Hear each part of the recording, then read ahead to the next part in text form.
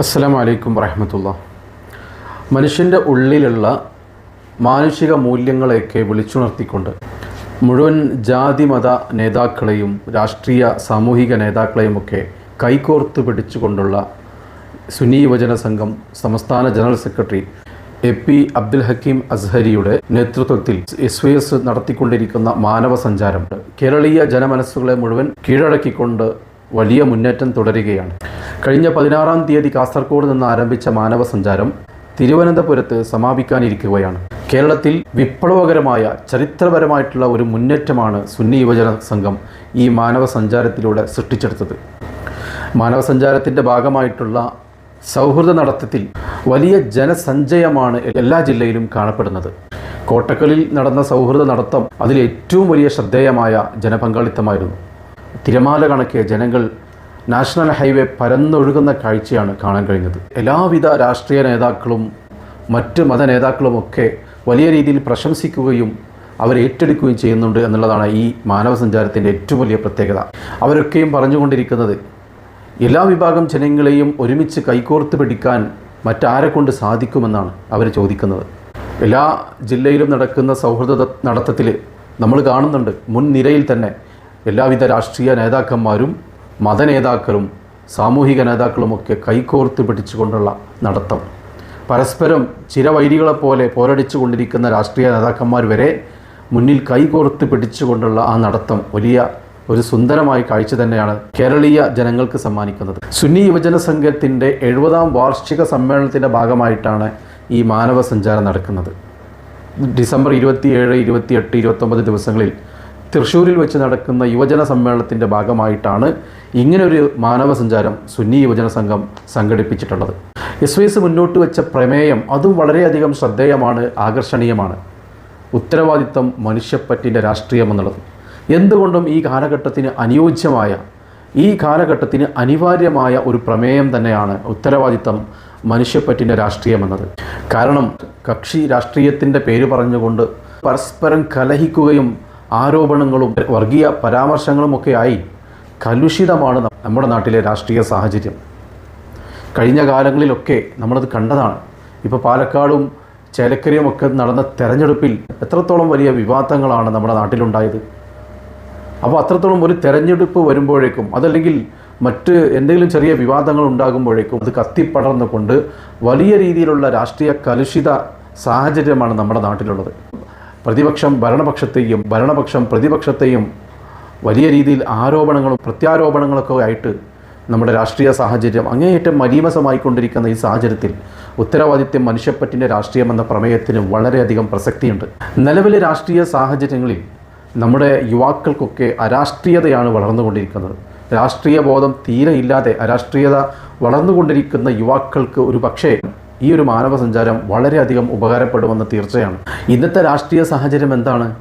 ഏത് നെറികേടിനെയും അത് ന്യായീകരിക്കാനോ അത് വെളുപ്പിച്ചെടുക്കാനോ ആണ് അതാത് രാഷ്ട്രീയ പാർട്ടിയിലെ അണികൾ ശ്രമിച്ചുകൊണ്ടിരിക്കുന്നത്. അതുപോലെ തന്നെ മനുഷ്യർ തമ്മിൽ വെറുപ്പുൽപ്പാദിക്കുന്ന രീതിയിലുള്ള പ്രസ്താവനകളും സോഷ്യൽ മീഡിയ പ്രചരണവുമാണ് ശക്തമായ രീതിയിൽ നടന്നുകൊണ്ടിരിക്കുന്നത്. അത്തരമൊരു സാഹചര്യത്തിൽ യഥാർത്ഥ രാഷ്ട്രീയം എന്താണെന്ന് കൃത്യമായി പഠിപ്പിച്ചുകൊണ്ടാണ് ബഹുമാനപ്പെട്ട ഡോക്ടർ അബ്ദുൽ ഹക്കീം അസ്ഹരി ഈ മാനവ സഞ്ചാരത്തിലൂടെ മുന്നേറിക്കൊണ്ടിരിക്കുന്നത്. ഏറ്റവും പ്രധാനപ്പെട്ടത് പറയാനുള്ളത് എല്ലാ മേഖലകളും ഈ മാനവ സഞ്ചാരത്തിൻ്റെ ഭാഗമായി ടച്ച് ചെയ്തിട്ടുണ്ട് എന്നുള്ളതാണ്. ഇവരെങ്ങനെയാണ് ഈ യാത്ര സംഘടിപ്പിച്ചത്? സംസ്ഥാന നേതാക്കളും ജില്ലാ നേതാക്കളും അടങ്ങുന്ന വലിയ ഒരു സംഘം ഓരോ ജില്ലയിലേക്ക് പ്രവേശിക്കുകയും അവർ വിവിധ സംഘങ്ങളായിട്ട് വ്യത്യസ്ത സോണുകളിലേക്ക് പോവുകയും ആ ടീമിൻ്റെ കീഴിൽ ഏർലി ബേഡ്സ് എന്ന പേരിൽ പ്രഭാത നടത്തം സംഘടിപ്പിക്കുകയാണ്. ആ പ്രഭാത നടത്തത്തിൽ ഓരോ പ്രദേശത്തെയുമുള്ള രാഷ്ട്രീയ സാംസ്കാരിക നേതാക്കൾ പങ്കെടുക്കുന്നു, വലിയ ജനക്കൂട്ടങ്ങൾ പങ്കെടുക്കുന്നു. ആ നടത്തത്തിന് ശേഷം മലയാളികളുടെ ആരോഗ്യസ്ഥിതിയെക്കുറിച്ചും ജീവിതശൈലി രോഗങ്ങളെ കൊണ്ടും ഭക്ഷണ രീതികളെ കൊണ്ടും വളരെയധികം പ്രയാസമനുഭവിക്കുന്ന മലയാളികൾ തീർച്ചയായിട്ടും ആ കാര്യത്തിൽ വളരെയധികം ജാഗ്രത പുലർത്തേണ്ടതുണ്ട്. എന്നും രാവിലെ ഇത്തരത്തിലുള്ള വ്യായാമം ശീലിക്കേണ്ടത് ആരോഗ്യരംഗത്ത് നടക്കുന്ന കൃത്യമായ ബോധവൽക്കരണമാണ് SYS എല്ലാ പ്രദേശത്തും നടത്തിക്കൊണ്ടിരിക്കുന്നത്. ഒരു കേവലം ബോധവൽക്കരണത്തിലൂടെ മാത്രം ഒതുങ്ങുകയല്ല, രാവിലെ എങ്ങനെയാണ് ആരോഗ്യം സംരക്ഷിക്കേണ്ടതെന്ന് പ്രാക്ടിക്കലായിട്ട് കാണിച്ചു കൊടുക്കുന്ന ഒരു രീതിയാണ് SYS സ്വീകരിച്ചിട്ടുള്ളത്. ഈ പ്രഭാത നടത്തത്തിന് ശേഷം അവർ ചെയ്യുന്നത് ഓരോ നാട്ടിലെയും വിദ്യാഭ്യാസ സ്ഥാപനങ്ങൾ, അതുപോലെ തന്നെ പൗരപ്രമുഖർ, മതനേതാക്കളൊക്കെ സന്ദർശിച്ചുകൊണ്ട് അവരുമായിട്ട് സംവദിക്കുന്നു, വിദ്യാർത്ഥികളുമായിട്ട് സംവദിക്കുന്നു, യുവാക്കളുമായിട്ട് സംവദിക്കുന്നു. ഇതൊക്കെയാണ് അവർ ചെയ്തുകൊണ്ടിരിക്കുന്നത്. വൈകുന്നേരം വരെ വ്യത്യസ്ത മേഖലകളിൽ അവർ ഇടപെട്ടുകൊണ്ടിരിക്കുകയാണ്, ഓരോ ജില്ലയിലും ഓരോ പ്രദേശത്തും. ജില്ലയിലെ ഏറ്റവും വലിയ യുവജന നേതാക്കളുമായിട്ട് ടേബിൾ ടോക്ക് എന്ന പേരിൽ അവർ ഒരു പരിപാടി സംഘടിപ്പിക്കുന്നു. അതോടൊപ്പം തന്നെ ആ നാട്ടിലെ വലിയ സംരംഭകരുമായി ഒത്തുചേർന്നുകൊണ്ട് സംരംഭകത്വത്തിന് വേണ്ടി മറ്റൊരു പ്രോഗ്രാം സംഘടിപ്പിക്കുന്നു. അതിനുശേഷം കൃഷിയിടങ്ങളിലേക്കും അന്യസംസ്ഥാന തൊഴിലാളികൾ, മത്സ്യത്തൊഴിലാളികൾ, അതുപോലെ തന്നെ മറ്റ് കർഷകർ, മറ്റു മതനേതാക്കൾ, നാട്ടിലെ പ്രമാണിമാർ, അങ്ങനെ ഓരോ നാട്ടിലെയും എല്ലാ മേഖലയിലും പ്രവർത്തിക്കുന്ന ആളുകളുമായിട്ട് സംവദിച്ചു കൊണ്ടാണ് അവർ ഈ മാനവസഞ്ചാരം നടത്തിക്കൊണ്ടിരിക്കുന്നത്. കക്ഷി രാഷ്ട്രീയത്തിൻ്റെ പേരിൽ പരസ്പരം പോരടിച്ചു കൊണ്ടിരിക്കുന്ന യുവജന നേതാക്കളെയൊക്കെ ഒരുമിച്ചിരുത്തിക്കൊണ്ട് നമ്മുടെ സാമൂഹികമായ മുന്നേറ്റങ്ങളെക്കുറിച്ചും യുവാക്കൾ ശ്രദ്ധിക്കേണ്ട കാര്യങ്ങളെക്കുറിച്ചൊക്കെ കൃത്യമായിട്ടുള്ള നിർദ്ദേശം കൊടുക്കുകയാണ് അവർക്ക് ഹക്കീം ഉസ്താദ്. അതുപോലെ തന്നെ അവരുടെ കീഴിൽ പ്രവർത്തിക്കുന്ന യുവാക്കളെയൊക്കെ ധാർമ്മികമായും മനുഷ്യത്വപരമായിട്ടുള്ള പ്രവർത്തനങ്ങളിലേക്ക് നയിക്കാൻ ശ്രമിക്കണമെന്നുള്ള നിർദ്ദേശമാണ് എന്ന രീതിയിലൊക്കെയുള്ള ചർച്ചയാണ് ഈ യുവജന നേതാക്കളുമായി നടത്തിക്കൊണ്ടിരിക്കുന്നത്.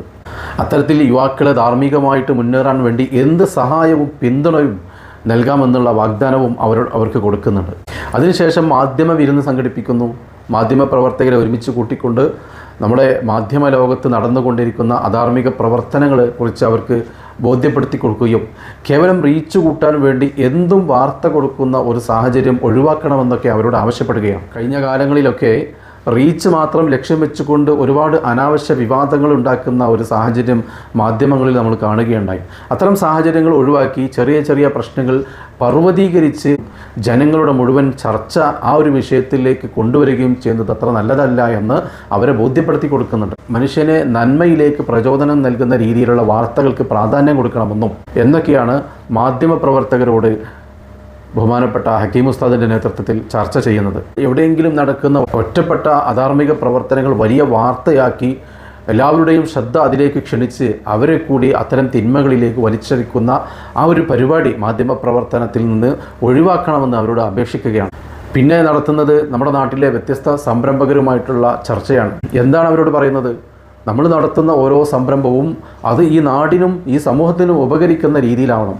എന്നാൽ ഇന്ന് നടക്കുന്നത് ഏത് മേഖലയിൽ നോക്കിയാൽ ചൂഷണമാണ്. ജനങ്ങളെ ആകർഷിക്കാനുള്ള വ്യാജമായ ചില വഴികളാണ് ഏത് കച്ചവട രംഗത്തും ഇന്ന് തിരഞ്ഞെടുത്തിരിക്കുന്നത്. അതിനു പകരം ജനങ്ങൾക്ക് ഉപകാരപ്രദമാവുന്ന രീതിയിൽ സംരംഭകത്വം തുടങ്ങണമെന്നും മനുഷ്യൻ്റെ പോക്കറ്റ് കാലിയാക്കുന്ന രീതിയിൽ ചൂഷണം ഈ ബിസിനസ് രംഗത്തൊന്നും നടക്കാൻ പാടില്ല എന്ന് കൃത്യമായ ബോധവൽക്കരണം അവർക്ക് നടത്തുന്നുണ്ട്.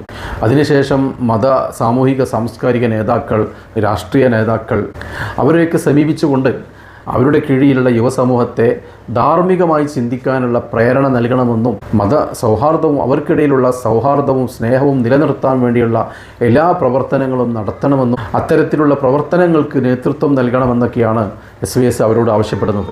മാത്രമല്ല കേവലം നഗരത്തിലൂടെയുള്ളൊരു യാത്ര മാത്രമല്ല അവർ ഉദ്ദേശിക്കുന്നത്.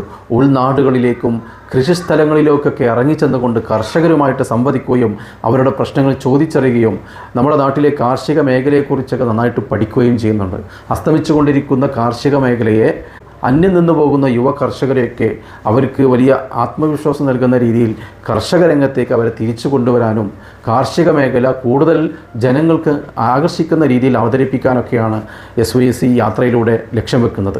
അന്യസംസ്ഥാന തൊഴിലാളികളുമായി സംവദിച്ച് അവർ കേരളത്തിൽ അനുഭവിക്കുന്ന പ്രശ്നങ്ങളെക്കുറിച്ചും അവരെന്തുകൊണ്ടാണ് കേരളത്തിൽ ഒരുപാട് ആളുകൾ ജോലി ചെയ്യുന്നതെന്നും അവരുടെ നാട്ടിലെ അവസ്ഥയുമൊക്കെ ചോദിച്ചറിഞ്ഞുകൊണ്ട് അവരുടെ പ്രശ്നത്തിലും നന്നായിട്ട് ഇടപെടാൻ ഹക്കീം ഉസ്താദിനെ പോലുള്ള ആളുകൾക്ക് സാധിക്കുന്നുണ്ട്. അങ്ങനെ അവരുമായിട്ട് സംവദിച്ച് അങ്ങനെ എല്ലാ വിഭാഗം ആളുകളുമായി സംവദിച്ച് അവരുടെ പ്രശ്നങ്ങൾ ചോദിച്ചറിയുകയും അവർക്ക് വേണ്ടി എന്തെങ്കിലും ചെയ്യാൻ കഴിയുമോ എന്ന് ആലോചിക്കുകയൊക്കെ ചെയ്യുന്നുണ്ട് ഈ യാത്രയിലൂടെ. അങ്ങനെ കേരളീയ ജനതയെ മുഴുവൻ സംസ്കരിച്ചെടുക്കാൻ പറ്റുന്ന രീതിയിലുള്ള ഒരു യാത്ര തന്നെയാണ് മാനവസഞ്ചാരം എന്ന് പറയുന്നത്. മനുഷ്യനിൽ നിന്ന് നഷ്ടപ്പെട്ടുകൊണ്ടിരിക്കുന്ന അതല്ലെങ്കിൽ മനുഷ്യൻ്റെ ഉള്ളിൽ ഉറങ്ങിക്കിടക്കുന്ന ഒരുപാട് മാനുഷിക മൂല്യങ്ങളുണ്ട് അല്ലേ? സ്നേഹം, കരുണ, അച്ചടക്കം, ധീരത, വാത്സല്യം, ബഹുമാനം, മിതത്വം, ക്ഷമ, അങ്ങനെ തുടങ്ങി ഒരുപാട് മാനുഷിക മൂല്യങ്ങളുണ്ട്. അതൊക്കെ മനുഷ്യൻ്റെ ഉള്ളിൽ നിന്ന് ഇറങ്ങിപ്പോയിക്കൊണ്ടിരിക്കുന്നതാണ് നമ്മൾ കാണുന്നത്.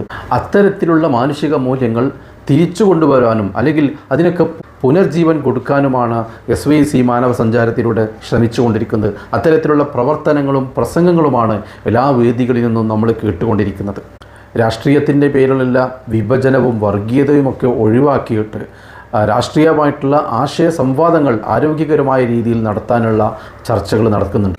അത്തരത്തിൽ ആരോഗ്യകരമായിട്ടുള്ള ആശയ സംവാദങ്ങൾ നടത്തുമ്പോഴാണ് യുവാക്കളുടെ രാഷ്ട്രീയ ബോധം കൂടുതൽ മെച്ചപ്പെടുന്നത് എന്നൊക്കെയുള്ള ചർച്ചകളാണ് രാഷ്ട്രീയ യുവജനങ്ങൾക്കിടയിൽ ഹക്കീം ഉസ്താദ് മുന്നോട്ട് വെക്കുന്നത്. അതുകൊണ്ടൊക്കെ തന്നെയാണ് ഇത്തരമൊരു യാത്ര അത് കേരളത്തിൽ മറ്റാർക്കും സാധിക്കില്ല എന്ന് പ്രമുഖ രാഷ്ട്രീയ നേതാക്കന്മാരും മതനേതാക്കന്മാരൊക്കെ പറയുന്നത്. ഇത്തരത്തിലുള്ള ഒരു യാത്ര അത് കേരളത്തിൽ മാത്രം ഒതുങ്ങിയാൽ പോരാ, വർഗീയ കലാപങ്ങളടക്കം ഉണ്ടായിക്കൊണ്ടിരിക്കുന്ന ഉത്തരേന്ത്യൻ സംസ്ഥാനങ്ങളിലേക്കും അങ്ങനെ ഇന്ത്യയുടെ മറ്റ് സംസ്ഥാനങ്ങളിലേക്കൊക്കെ കടന്നു ചെന്നുകൊണ്ട് ഒരു ദേശീയ യാത്ര തന്നെ ഇത്തരത്തിൽ സംഘടിപ്പിക്കണമെന്നാണ് വിവിധ സാംസ്കാരിക മതനേതാക്കളും രാഷ്ട്രീയ നേതാക്കളൊക്കെ പറഞ്ഞുകൊണ്ടിരിക്കുന്നത്. അത്രയ്ക്കും വലിയ ഒരു പോസിറ്റീവായ റിസൾട്ടാണ് ഇതിന് കിട്ടിക്കൊണ്ടിരിക്കുന്നത്. സത്യത്തിൽ മതത്തിൻ്റെ പേരിൽ വിഭജിക്കുന്നു, മതത്തിൻ്റെ പേരിൽ മനുഷ്യനെ വേർതിരിക്കുന്നു, മനുഷ്യൻ വിഭജിക്കുന്നു എന്നൊക്കെ പലരും പറയാറുണ്ട്. ഇവിടെ മതത്തിൻ്റെ പേരിലൊന്നും ഇവിടെ ഒരിക്കലും വിഭജനം നടക്കുന്നില്ല. മതത്തിൻ്റെ പേരിൽ മനുഷ്യനെ ഇവിടെ വേർതിരിക്കുന്നില്ല. ഒരു മതത്തിലും അവരുടെ ഗ്രന്ഥങ്ങളിലോ അതല്ലെങ്കിൽ അവരുടെ പണ്ഡിതന്മാരോ ഈ മറ്റു മതസ്ഥരെ വെറുക്കണമെന്നോ അവരെ മാറ്റി നിർത്തണമെന്നോ പറയുന്നില്ല. ഒരു മതത്തിലും പറയുന്നില്ല. പിന്നെ എന്തുകൊണ്ടാണ് മതം മനുഷ്യനെ വേർതിരിക്കുന്നു, വിഭജിക്കുന്നു എന്നൊക്കെ ചില ബുദ്ധിജീവികൾ പറയുന്നത്? എന്തുകൊണ്ടാണ്? സത്യത്തിൽ മതത്തിൻ്റെ പേരും പറഞ്ഞ് രാഷ്ട്രീയക്കാരാണ് ജനങ്ങളെ ഭിന്നിപ്പിക്കുന്നത്. എല്ലാ മതസ്ഥരും എല്ലാ മനുഷ്യരും സ്നേഹത്തോടെയും സൗഹാർദ്ദത്തോടെയും ജീവിക്കണമെന്ന് തന്നെയാണ് എല്ലാ മതവും പറയുന്നത്. എല്ലാ മതഗ്രന്ഥങ്ങളും എല്ലാ പണ്ഡിതന്മാരും അത്തരത്തിൽ തന്നെയാണ് സംസാരിക്കാറുള്ളത്. എന്നാൽ ചില രാഷ്ട്രീയക്കാരാണ് ഇത്തരം വർഗീയമായിട്ടുള്ള പരാമർശങ്ങളും പ്രസ്താവനകളും നടത്തുന്നത്. അവർക്ക് അധികാരം നിലനിർത്തണമെങ്കിൽ വിഭജനം അനിവാര്യമാണ്. അവർക്ക് അധികാരം നേടണമെങ്കിൽ വർഗീയ കലാപം ആവശ്യമാണ്. അപ്പോൾ അതിനനുസൃതമായിട്ടുള്ള ചില പ്രസ്താവനകളും പരാമർശങ്ങളൊക്കെ അവരിങ്ങനെ നടത്തിക്കൊണ്ടിരിക്കുന്നു. അതൊരിക്കലും മതത്തിൻ്റെ കുറ്റമായിട്ട് നമ്മൾ കാണാൻ പാടില്ല.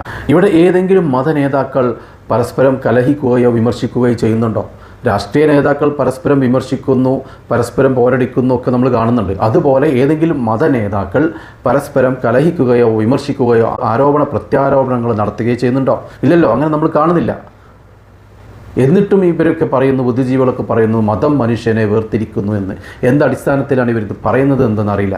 ചില മതപുരോഹിതന്മാർ അത്തരത്തിൽ പറയുന്നുണ്ടെങ്കിൽ അവർ മറ്റാരുടേക്കോ സ്വാധീനപരമായിട്ടാണ് അങ്ങനെ പറയുന്നത്. എന്തെങ്കിലും ഭൗതികപരമായിട്ടുള്ള താല്പര്യങ്ങൾക്ക് വേണ്ടിയിട്ടാണ് അവരങ്ങനെ പറയുന്നത്. അതല്ലാതെ അവരുടെ വേദഗ്രന്ഥത്തിൻ്റെ നിർദ്ദേശപ്രകാരമല്ല അവരൊന്നും അങ്ങനെ പറയുന്നത്. നമ്മുടെ നാട്ടിലെ കക്ഷി രാഷ്ട്രീയമാണ് എല്ലാ വിഭജനങ്ങൾക്കും കാരണമെന്ന് തന്നെ പറയാം. കാരണം അവരാണല്ലോ പരസ്പരം കലഹിച്ചുകൊണ്ടിരിക്കുന്നതും സോഷ്യൽ മീഡിയയിലൂടെയൊക്കെ പരസ്പരം പോരടിച്ചുകൊണ്ടിരിക്കുന്നത് അവരാണല്ലോ. അതല്ലാതെ ഇവിടെ വാട്സപ്പിലോ ഫേസ്ബുക്കിലൊക്കെ മതങ്ങൾ തമ്മിൽ പോരടിക്കുന്നത് നമുക്ക് അങ്ങനെ കാണാൻ കഴിയുന്നുണ്ടോ?